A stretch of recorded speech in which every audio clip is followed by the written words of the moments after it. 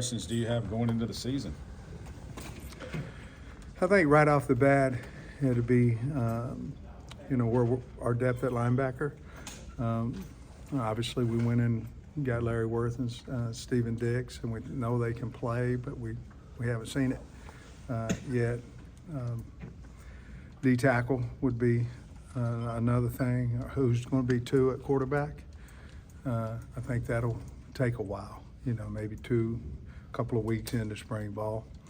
Then after that, our depth at the offensive line. I like our starters. I like where we're at there. We still have a battle, I think. Tykees Crawford, we still have to find a spot for him, I believe. I think he's good enough to start for us. We got to figure that out. But other than that, I think not a whole lot of questions. The kicker battle. I think we certainly got to figure that out. Coach, last year you talked about Landon Jackson putting on so much weight. Is there anybody like that this year that's maybe made big transformations in the offseason? Trey, yesterday they had a DJ in the weight room, and they were squatting, and our strength staff's so good, and they've done an excellent job. We're obviously as strong as we've ever been, but gaining weight, I think Taylor's put on about 13 pounds. Landon actually is about 275 now. He said he feels better. He's obviously stronger than he's ever been, but he feels better. We don't have many that are overweight, and we have a couple. We have about 5 that come in the morning. They do 2-a-days, basically. Rashad Dubinion is about 95. I'd like to him be about 202, 203, somewhere in there. But other than that, a lot of strength gains, but not necessarily sticks out of my mind about, Quincy Rhodes, 285 pounds, looks like he's 240, but until you get up next to him, he's just a big man. How did you come through summer from a health standpoint, eligibility, all that? Will everybody be ready for camp? I think most everybody will be ready for camp. Allen, he may not be ready for camp. But other than that, Joffrey Brown might be 4 or 5 days into camp before he gets released with a little bit of a trim up on his cart. He's had knee problems in the past. But I think, Zuri Madison we knew, but I'm trying to think about anybody else. I don't think so. Finding the edge to win the games that are won in the fourth quarter, that's been a big thing for you guys. How do you think you'll go into the season in that regard? Well, I think a lot of that has to do with the,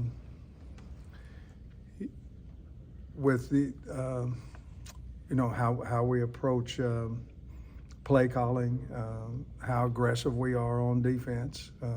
Those are the things that we've gone to, whether you can run the football or not. Obviously, last year we didn't do a whole lot well on offense, and so it was a little bit more of a grab bag. What are we doing well right this moment, instead of maybe staying with what we thought the game plan would be, because it wasn't working. I think that has a lot to do with the offensive line and running backs, which I think we've soared up those 2 spots. But you look at it, we lost 5 games by a score and won 1, and so definitely something that we're aware of. But I think it's just maybe getting a guy that can make a play, or being a little bit more aggressive defensively. Got a bunch of new staffers on the offensive side. They've been together now for a few months, and Bobby obviously is familiar with those guys. How do you think those assistants are meshing on offense? I like them. I really like Ronnie. Ronnie came in. Ronnie hadn't coached wideouts, and so I was skeptical of whether I should hire him or not. Bobby obviously believed in him, and so I decided to do it. But he's been, you'll have to ask Andrew and those guys, but he's been great with that room. Colby's been a little bit, he hadn't been around quite as much, but he's done a really fine job with those guys. And Eric Mateus has been outstanding. What he's done with that offensive line room, from when he got here to right now is pretty remarkable. And it's not just with changing the players, it's with the attitude of the guys, the camaraderie of the guys. Eric's really done a nice job with that. And now Bobby's been there a few months. How's that been? Oh, it's been great. It's been wonderful, and he's helped me with other things too. NIL, head coaching, how we practice, different things like that. We've gone over and how we do 7-on-7s changed a little bit. Not pushy, but perfect. Just hey, have you thought about this? Have you thought about it? Yeah, I thought about it, but this is a time where we want to do that, and we've had a really good relationship. He's been a really good addition. Coach, how much have you, I don't know if you reflect on the time that you got here to now and stuff. I don't think there are any players on the roster that were here. None. And no coaches either. You think about that at all? I haven't thought about the coaching part of it. I didn't know that. Obviously, some of them have gone, moved up Barry, obviously, and then he took Mike as a coordinator, and some of them's moved on. Some of them we asked to move on. It just happens. But no, I really haven't thought about that, Trey. I have thought. I did think about the kids, going into year 5. So I believe we had 2 left, and now we're down to 0. But I really haven't put much thought into it. I don't know what other staffs look like. I really don't. But all of them were good to the university, and that group we had in there early. We went from 4-20 to 9-4, and we can go from 4-8 to something good too. Obviously, the landscape's changed. You don't usually see a guy that isn't a returning starter or something come to SEC Media Days, but you decided to bring Talon. Just talk about the decision to bring your quarterback. Well, I think if you asked the team, they'd say take Talon Green. And so obviously I believe he's a great player, a great athlete, but he's a better person and he's a great leader. And I think if you polled the team, who should we take? I think he would definitely be one of the guys that they would say, you better take him, Coach, because he's the man on this football team, and he is. Sam, you mentioned the attitude of the offensive line and how Eric Mateos has helped change that. Have you seen that with some of the other position groups as well? Maybe the whole team, the camaraderie is different? Yeah, it's different. They hang out together. I mean, I'm talking about both sides. We had an altercation or 2 in spring ball like you're going to when it gets hot out there. But for the most part, we were very good at practicing against each other. You go in the weight room, they're rooting for each other. Jealousy can divide a lot of things, and I don't think that's in there. I think everybody's rooting for each other, and I know culture, and people talk about culture and all that, but this is as good as it was since I've been here. It's a lot of fun to be around the kids.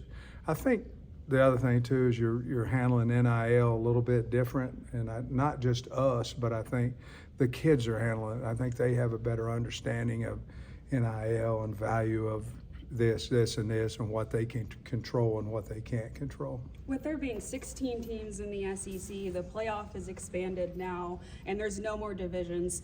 What are your just overall thoughts on this landscape, specifically in SEC football? Well, I think the biggest thing that expanding the playoffs does for you, it doesn't kill your morale, it doesn't kill your culture if you lose a game, even 2. I think there'll be, what do y'all think, maybe half the teams will have 2 losses going into the playoffs. And so it doesn't kill your season, and you can rebound. And that's kind of what we've been talking about since January. We're talking about a day, and then we're talking about winning the week, and then we're talking about a day, and then winning a week. That's the same thing that my talk will be to the team about, is that we're going to play a game, we're going to have a day, we're going to flush it.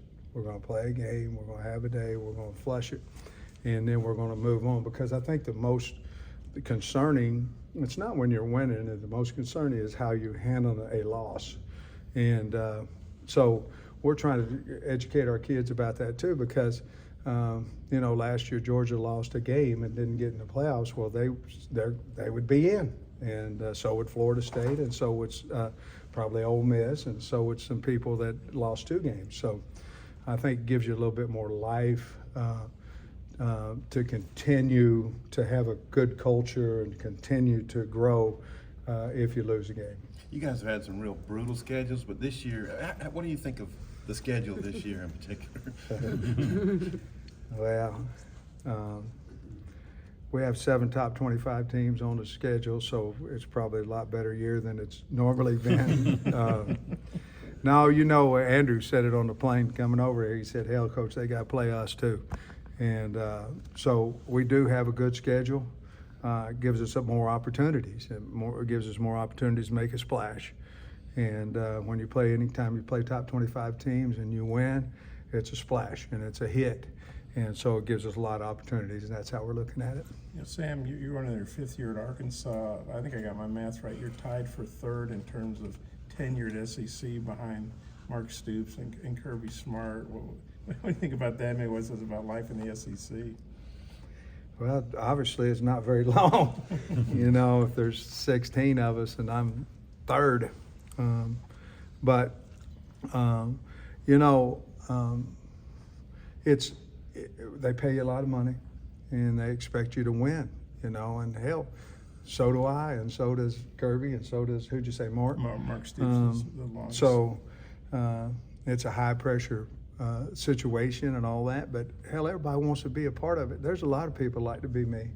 Maybe not me physically and all that, but they'd like to be the head coach at Arkansas. So it's a privilege, and I don't take any day or any time for granted, and we want to make that a lot longer than 5. Coach, last time you played UAPB in Little Rock, running clock in the 4th quarter, and then obviously you've got Oklahoma State in that 2nd game. I mean, you're going to learn a lot about your team pretty early, don't you think? I think so. You know, the most important game is UAPB, obviously. We've got to play well. I like the fact that we're playing at night. I like it that we're playing in Little Rock on a Thursday night. I do like that we get a couple of days on Oklahoma State, but that'll be the most important game there. And then, obviously, I think everybody understands that Oklahoma State would be a big game for us as well. Coach, what went into the decision to rock the pig tie today? You know, that's a great question. I had another one. I had a red and black one. Y'all like this old school thing right here? And so I was in there, and Jamie and I were sitting in there trying to figure out what I was going to do, you know. You got to cover up some stuff, and this was a little wider than the other one, so I decided to cover up a little bit. Is she going to be watching you today? Oh, yeah, she'll be watching me. Her and the latte, my little bulldog. This is your 4th time here because, you know, they didn't Yeah, have it in didn't have 2020. So you're kind of like we said, you're a veteran, and you seem like you usually do well in these type, you know, on this stage. Just what are you looking forward to today, being on the big stage? You know, it's a privilege. You know what I mean? It's I think early I was a little more nervous, you know, than what I am now. But it's a privilege to be up there, and I mean, if you look at it and you look at it, and just like y'all, I mean, it's a privilege for y'all to be here, and you've earned the right to be here, and certainly great at what you do, or you wouldn't be here. But it's a little scary sometimes, you know, get up there. But I got my speech ready. I won't be too long. I'm not gonna be about 8 minutes, maybe max. I got a couple stories to tell, and then roll on to the team. Are you worried about Nick Saban being on the set with him? I mean, he's been throwing some jabs out this week. No, I don't think so. I mean, all you can do is either agree or disagree and move on down the road. So, but isn't he good? He's good at what he does. He said he was calling a bunch of the coaches. He did. What was that like, having that kind of conversation with Nick Well, he just Saban? was asking about your team, and you know, he's just doing his homework, trying to ask about, you know, what you think about your team and your depth, and you know, where do you feel you're strong, where you feel you need work, just like your question. And but he's very thorough. I'm sure he's going to be just like that, like he was a coach. You brought 3 kids who play their ball in Texas. Yeah. I guess it was a natural thing for them to come to Dallas. Yeah, you know, it worked out that way. But when we did that, I think Kyle had told me they're all from Texas high school, and makes it kind of neat. A couple of them from. Andrew says he's from Dallas, and Taylon's not, but Taylon says he is. And so, anyway, and then of course Landon being from Texoma, but yeah, it's good to able to bring them back here into the state of Texas. Last year, you told us about your Spotify playlist, Hot Springs Yacht Club. Did you update it at all? Any new songs? I did, but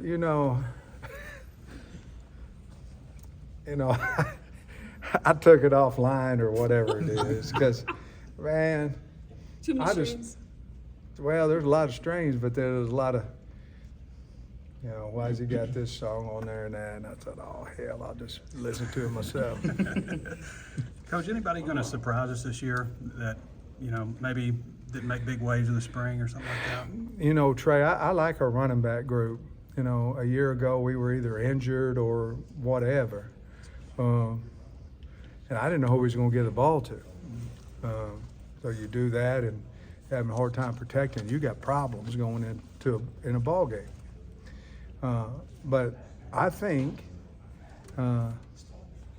Tyrell Reed, I think he, I like Braylon Russell, and I love JJ. I love Jaquinton Jackson. I think our running back group might be the one that, along with the offensive line, I think that group might surprise some people. And of course, you got R-Dub, but I like that group, and I'm excited to see them play. Do you feel Jaquinton kind of has an attitude like he's got something to prove? I think he does. Yeah. And those are the more Arkansas Razorback type guys. Thanks, Coach. Thank you, guys.